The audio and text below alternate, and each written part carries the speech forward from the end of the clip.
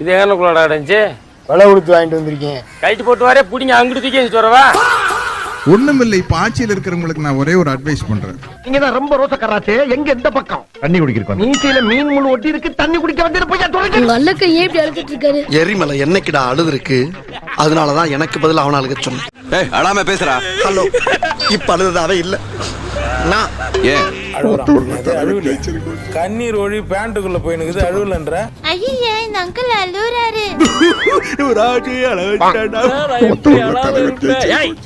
கண்ணாடி எடுத்து மாட்டா அப்புறம் எப்படி கலவரம் தெரியும்? இதுக்குதான் சார் கூலிங் கிளாஸ் போடுறோம். தலைக்கு மேல இருக்கிறத நம்பி வாழ்றது இல்ல, தலைக்கு உள்ள இருக்கிறத நம்பி வாழ்றோம். பேச்சாடா பேசுன, கொஞ்சம் நெஞ்ச பேச்சா பேசுன. போதே பத்மினிய பிக்கப் பண்ணவங்க. அப்புறம் ஏன்டா கண்ணு கலங்குது? ஏய் அங்க ஆம்பளைங்க நாங்க அனாதையா இருக்கோம். அங்க வந்து அழுவ. நீங்க அழுவுறீங்க? இல்ல சார், இல்ல கண்ணு கலங்குது.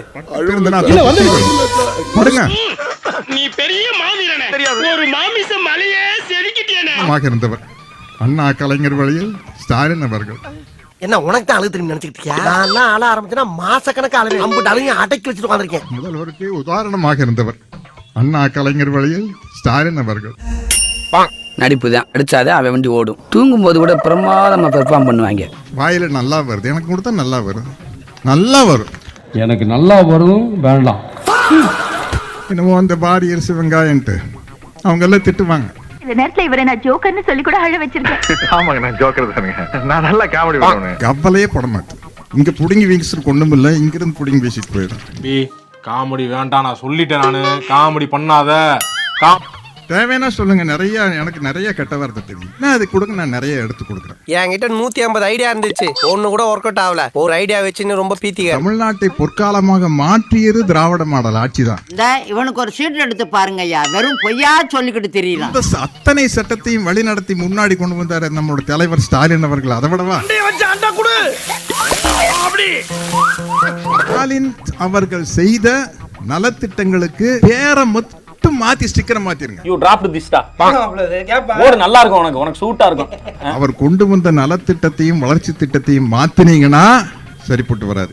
டேய் போடா வீட்டுக்கு. சரிப்பா போறோம்பா. உன்னை எங்காவது முக்கு சந்தில பாத்து இருக்கிறது. பாஜகவிலிருந்து விலகுவதாக அண்ணாமலை ராஜினாமா கடிதத்தை சமர்ப்பித்திருந்தார்.